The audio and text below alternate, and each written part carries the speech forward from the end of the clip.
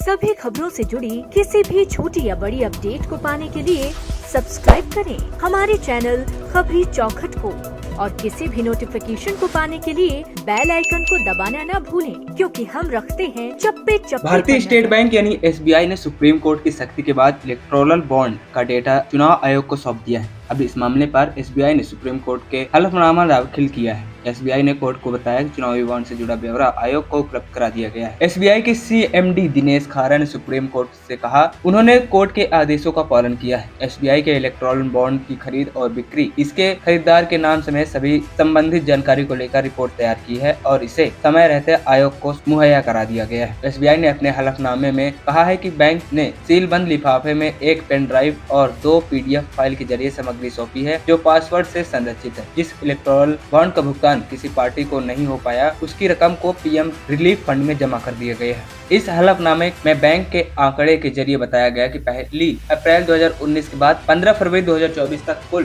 22,217 electoral bond बिके हुए हैं। इनमें से 22,030 भुना लिए गए हैं। इसमें से 187 का भुगतान नहीं किया गया। जाहिर है नियमों के मुताबिक वो पीएम रिलीफ फंड में जमा करा दिए गए हैं। आपको बता दें, इससे पहले एसबीआई ने इलेक्टोरल बॉन्ड से जुड़ी जानकारी साझा की समय सीमा 30 जून तक बढ़ाए जाने सुप्रीम कोर्ट से गुहार लगाई थी, लेकिन कोर्ट ने एसबीआई की मांग को खारिज कर दिया और इसे 12 मार्च तक सारी डिटेल चुनाव आयोग के समक्ष साझा करने के लिए कहा था। इससे पहले सुप्रीम कोर्ट ने इलेक्टोरल बॉन्ड स्कीम को असंवैधानिक करार देते हुए रद्द कर दिया था। साथ ही एसबीआई से 6 मार्च तक सारी डिटेल चुनाव आयोग के पास जमा करने को कहा था। इस पर एसबीआई ने 30 जून तक का समय मांगा था। सुप्रीम कोर्ट की 5 जजों की बेंच ने एसबीआई की मांग को खारिज करते हुए 12 मार्च तक सारी डिटेल चुनाव आयोग को देने का आदेश दिया। साथ ही चुनाव आयोग को सारी डिटेल 15 मार्च की शाम 5 बजे तक वेबसाइट पर अपलोड करने को कहा था। अब आइए बताते हैं आखिर क्या होता है इलेक्टोरल बॉन्ड। साल 2017 में केंद्र सरकार ने इलेक्टोरल बॉन्ड स्कीम की घोषणा की थी। इसे 29 जनवरी 2018 को कानूनी रूप से लागू कर दिया गया था। सरकार का कहना था कि चुनावी चंदे में साफ सुथरा धन लाने और पारदर्शिता बढ़ाने के लिए इस स्कीम को लाया गया है। एसबीआई की 29 ब्रांचों के अलग अलग रकम के